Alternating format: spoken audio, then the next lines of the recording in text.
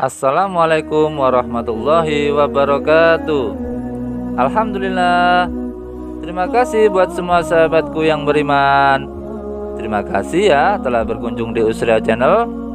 Semoga kalian semua senantiasa diberi kesehatan dan diberikan keberkahan di setiap rezekinya. Amin amin ya rabbal alamin. Kami sudah menyiapkan kisah wahai sahabatku.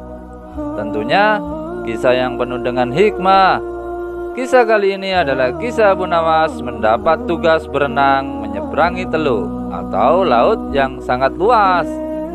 Mari kita mulai kisah penggeli hati ini. Dikisahkan, suatu hari Baginda Raja Harun al-Rasyid memanggil si pria pintar dan cerdik itu ke istana kerajaan. Baginda Raja berkata, "Hari ini saya punya misi lain untukmu, Abu Nawas," kata Baginda Raja. "Apa yang harus saya kerjakan yang mulia?" tanya Abu Nawas yang tidak sabar ingin tahu akan tugasnya. "Kamu tahu kan bahwa kita punya teluk atau laut yang sangat luas, bukan?" tanya Baginda Raja. "Menyedihkan sekali, tak ada seorang pun yang pernah menyeberangi teluk itu. Saya bertanya-tanya, apakah mungkin ada seorang manusia yang bisa berenang ke seberang teluk itu?" Abu Nawas, saya butuh kamu menjawab keingintahuanku ini."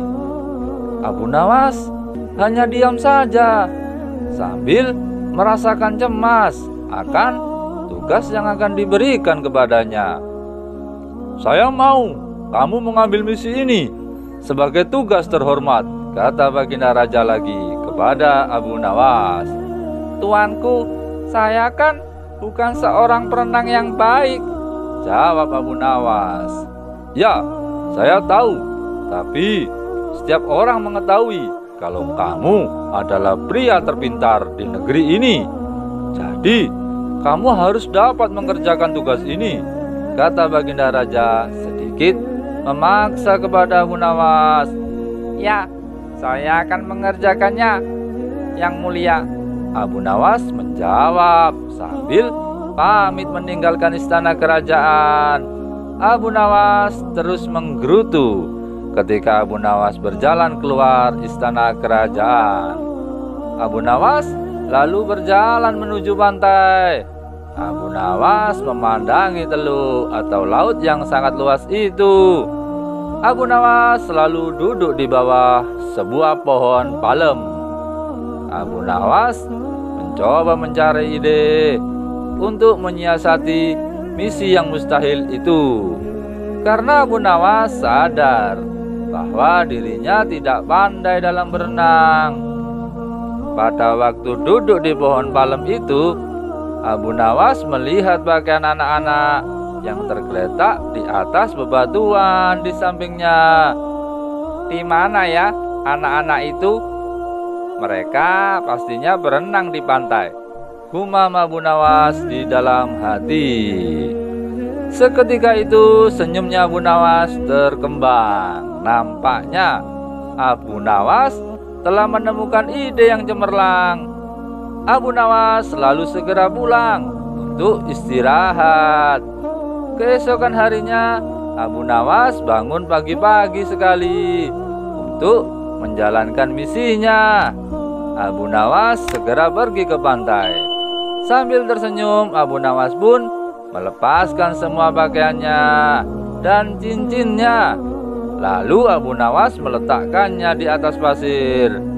Abu Nawas tak lupa juga untuk melepaskan sepatunya yang khas itu dan meletakkannya di samping pakaiannya. Setelah itu Abu Nawas pergi meninggalkan pantai tersebut. Tidak ada yang tahu kemana perginya si cerdik Abu Nawas itu. 1 jam kemudian Baginda Raja dan para menterinya datang ke pantai. Mereka semua terkejut saat mengetahui ada pakaian yang ternyata setelah diamati pakaian tersebut miliknya Abu Nawas. Mereka pun berspekulasi kalau Abu Nawas sedang berenang mengarungi lautan untuk mencapai tepi teluk sana. Tapi sebagian dari mereka meragukan kalau Abu Nawas yang punya kemampuan berenang yang pas-pasan itu berani mengarungi lautan yang sangat luas itu. Untuk membuktikan rasa penasaran, mereka semua akhirnya sepakat untuk mendatangi rumah Abu Nawas. Setelah sampai di rumah Abu Nawas, Baginda Raja dan para menteri hanya ditemui oleh istrinya Abu Nawas. Istrinya mengatakan kalau Abu Nawas meninggalkan rumah sejak pagi hari sebelumnya. Kemarin suamiku mengatakan padaku bahwa ia akan berenang menyeberangi teluk.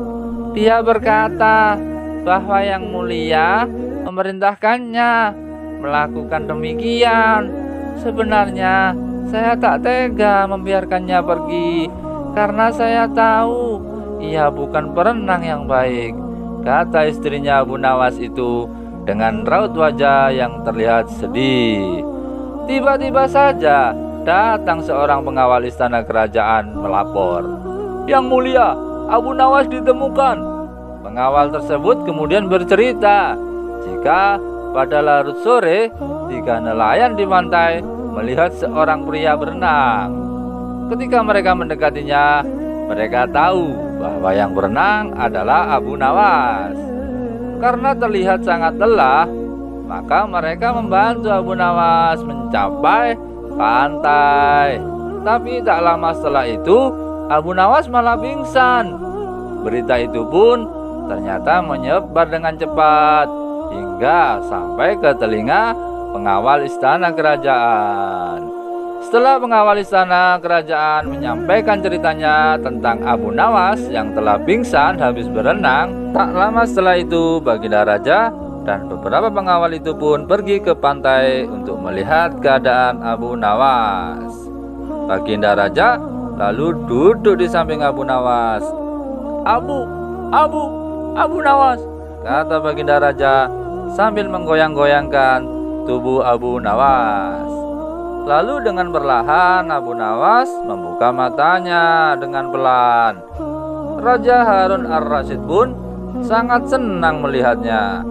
Sang Baginda Raja lalu memegangi tubuh si pria cerdik itu dengan erat sekali. Baginda Raja terlihat sangat menyesal karena telah menyebabkan Abu Nawas menderita.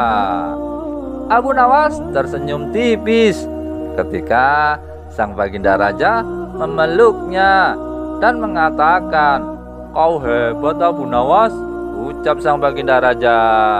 Abu Nawas memang seorang yang sangat cerdas dan cerdik. Oleh karena itulah sebagian muslim banyak yang menganggap beliau sebagai wali Allah Subhanahu wa taala.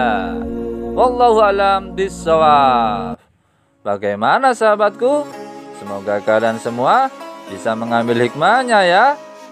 Cerita Abu Nawas memang tidak pernah habis untuk diceritakan, dan banyak pelajaran yang bisa kita ambil dalam menjalani kehidupan sehari-hari.